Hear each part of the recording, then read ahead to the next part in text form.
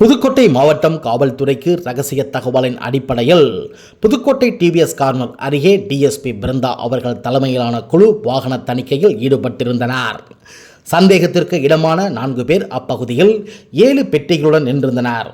அவர்களிடம் விசாரித்த போது அந்த பெட்டியை சோதித்து பார்த்தபோதும் அதில் 9 கோடி ரூபாய் மதிப்பிலான 4.82 லட்சம் கோடி போதை மாத்திரைகள் இருந்தது. இந்த போதை மாத்திரைகள் ராமேஸ்வரத்துக்கு கொண்டு சென்று படகு மூலம் இலங்கைக்கு கடத்த முயன்றதாகவும் ராமேஸ்வரத்தை சேர்ந்த அமல்ராஜ், பிரதாப், சத்யா, ஆம்ஸ்ட்ராங் ஆகிய 4 பேரையும் போலீசார் கைது செய்தனர்.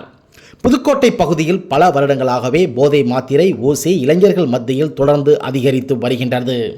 தற்போது காவல் துணை கண்காணிப்பாளர் பிருந்தா அவர்கள் புதுக்கோட்டைக்கு வந்து சில நாட்களிலே பெரிய கடத்தல் சம்பவத்தை பிடித்திருப்பது பொதுமக்கள் மத்தியிலும் சமூக ஆர்வலர்கள் மத்தியிலும் பெரும் பாராட்டை பெற்றிருப்பது குறிப்பிடத்தக்கது.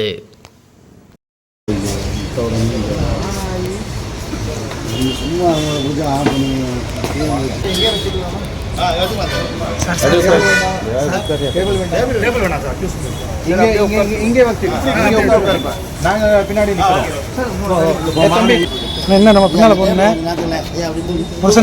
எல்லாருமே கீழே தான் பார்த்துட்டு இருக்காங்க சார். எல்லாமே கீழே பார்த்துட்டு இருக்காங்க.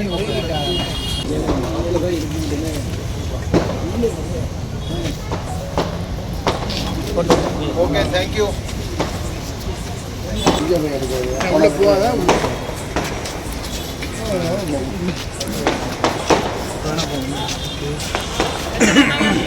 இன்னைக்கு புதுக்கோட்டை மாவட்டத்தில் நகர் காவல் நிலையத்தில் நகர் போலீஸ் இன்ஸ்பெக்டர் அவங்களுடைய டீம் டிஎஸ்பி பிருந்தா தலைமையில் ஒரு நல்லா குட் ஒர்க் பண்ணியிருக்காங்க.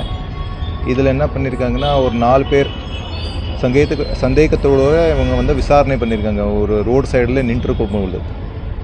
அவங்க கூட வந்து ஒரு 7 பெட்டி பாக்ஸ் வந்து இருந்துருது. அவங்ககிட்ட விசாரணையில் இது பெட்டி பாக்ஸ் ஓப்பன் பண்ணி சீஸ் பண்ணி இதில் 4,82,000 போதை பொருட்கள் சம்பந்தமாக டேப்லெட் சீஸ் பண்ணியிருக்காங்க. இதனுடைய மதிப்பு கிரே மார்க்கெட்டில் 9 கோடிக்கு மேலே இருக்கும்.